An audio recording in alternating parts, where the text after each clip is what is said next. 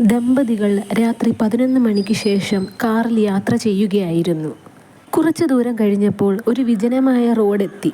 കുറേ മരങ്ങൾ നിറഞ്ഞ കാട് പോലുള്ള ഒരു പ്രദേശം. കുറച്ചു ദൂരം ചെന്നപ്പോൾ ഒരു സ്ത്രീ കൈക്കുഞ്ഞുമായി നിൽക്കുന്നത് ഈ ദമ്പതികൾ കാണുന്നു.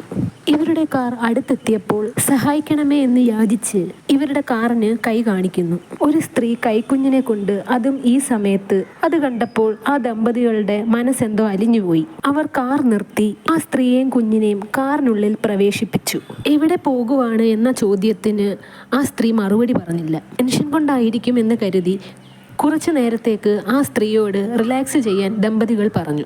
കുറേ നേരം കാർ മുമ്പോട്ട് സഞ്ചരിച്ചു. എന്നിട്ടും ആ സ്ത്രീയുടെയോ കൈക്കുഞ്ഞിൻ്റെയോ അനക്കം ഒന്നും കേട്ടില്ല.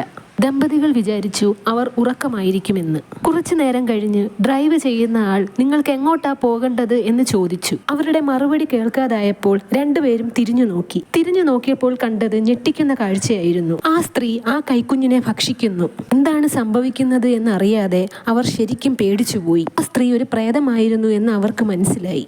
അതുകൊണ്ട് രാത്രികാലങ്ങളിൽ യാത്ര ചെയ്യുമ്പോൾ മനസ്സലിവ് തോന്നി ആർക്കും ലിഫ്റ്റ് കൊടുക്കാതിരിക്കുക. അതായിരിക്കും നിങ്ങളുടെ ജീവന് നല്ലത്. അടുത്ത സ്റ്റോറിയുമായി പിന്നെ കാണാം.